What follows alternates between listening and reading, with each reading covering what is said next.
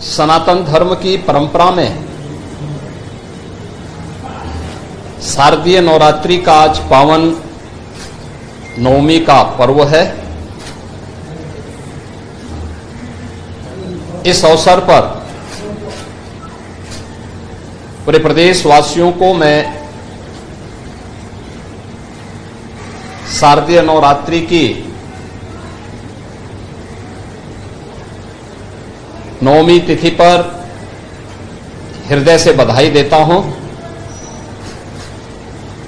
जगत जननी मां भगवती दुर्गा के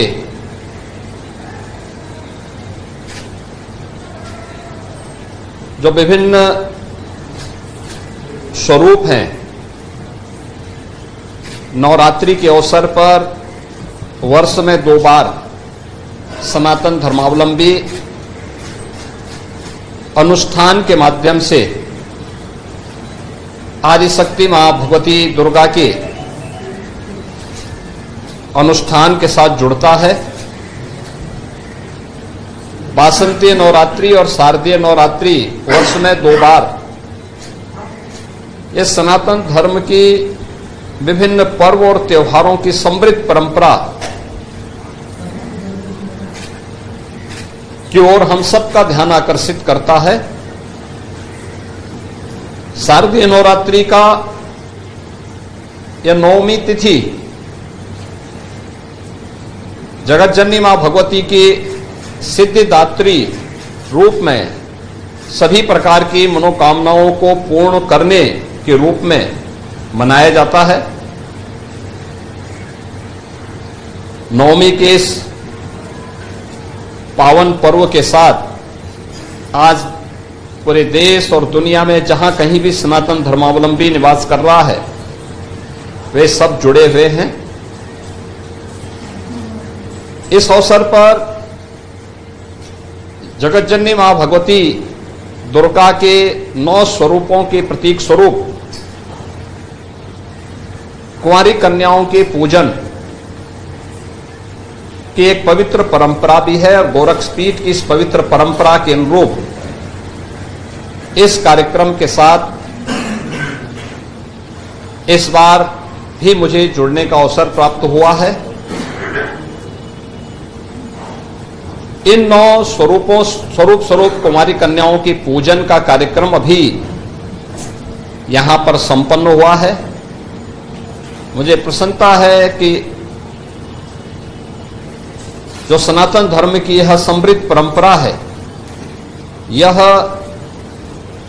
पूरे हर्षोल्लास के साथ, पूरे उमंग के साथ पूरे देश के अंदर इस परंपरा के साथ लोग जुड़ रहे हैं। शक्ति आराधना के प्रतीक आधी आबादी के प्रति सम्मान का भाव रख रहे हैं। भारतीय समाज वैसे भी प्राचीन काल से ही इस बात को मानता रहा है कि जहां नारी की पूजा होती है, उसका सम्मान होता है,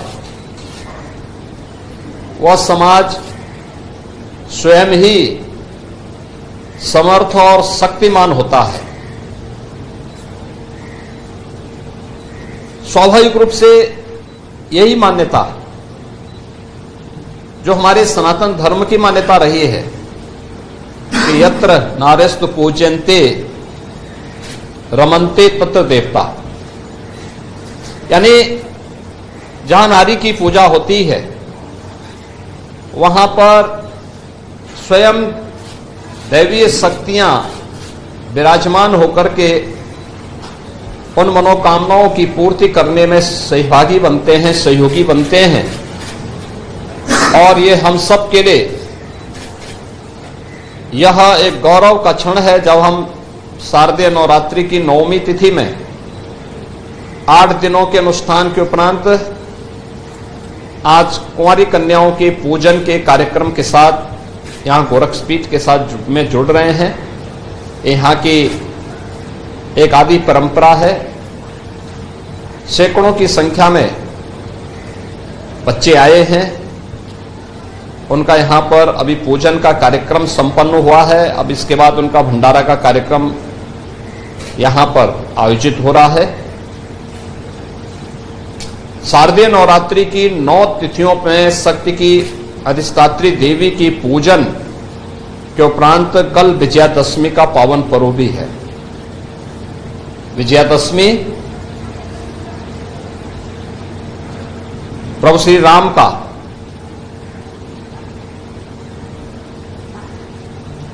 रावण पर विजय के उल्लास का पर्व है। स्वाभाविक रूप से जब शक्ति की साधना होगी तो सिद्धि के रूप में विजय श्री अवश्य प्राप्त होगी। दूसरा, जो समाज अपनी आधी आबादी का सम्मान करेगा, उसका सशक्तिकरण करेगा, वह समाज स्वयं ही विजय श्री को वर्ण भी करेगा। यह पर्व इस बात की भी प्रेरणा प्रदान कर रहा है। आज के इस अवसर पर जब हम लोग नवरात्रि के 9वीं तिथि पर जगतजननी मां भगवती के इन पावन 9 स्वरूपों के दर्शन और उनके पूजन के अनुष्ठान के साथ जुड़ रहे हैं, मैं पूरे प्रदेश वासियों का आह्वान करूंगा कि हमारे सनातन धर्म की परंपरा कितनी पवित्र और कितनी उदात्त रही है कि उसने हर महत्वपूर्ण पर्व और त्योहार को समाज को आगे बढ़ने, एक नई प्रेरणा प्रदान करने का माध्यम बनाया है। शारदीय नवरात्रि आधी आबादी के सम्मान का, उनकी सुरक्षा का, उनके स्वावलंबन का भी एक नई प्रेरणा हमें प्रदान कर रहा है। आधी आबादी का सम्मान होगा, उनका सशक्तिकरण होगा, तो समाज स्वयं ही समर्थ और सशक्तिमान और सामर्थ्यवान होगा। भारतीय मनीषा ने वैसे ही नहीं कहा कि यत्र नारस्तु पूजन्ते रमन्ते तत्र देवता। ये दैवीय शक्तियां वहीं बसेंगी जहां उस प्रकार के अनुकूल वातावरण हो, और इस वातावरण के लिए उस प्रकार का माहौल बनाना हम सबकी जिम्मेदारी बनती है। सुरक्षा सबको मिलनी चाहिए, लेकिन अगर आधी आबादी स्वयं सुरक्षित हो जाएगी तो पूरे समाज की सुरक्षा उसके साथ जुड़ी हुई है। और विजयादशमी का ये पर्व कल हम सबको 9 दिनों की इस अनुष्ठान के बाद प्राप्त होने वाली सिद्धि के फलस्वरूप प्राप्त होने वाली विजय के रूप में मर्यादा पुरुषोत्तम प्रभु श्री राम की उस समय के त्रेता युग के एक बलशाली राजा जो अधर्म, असत्य का प्रतीक था, अन्याय का प्रतीक था, उस रावण पर विजय का एक उत्सव भी है। और यही कारण है कि पूरे देश के अंदर कल जहां एक और प्रभु श्री राम के प्रति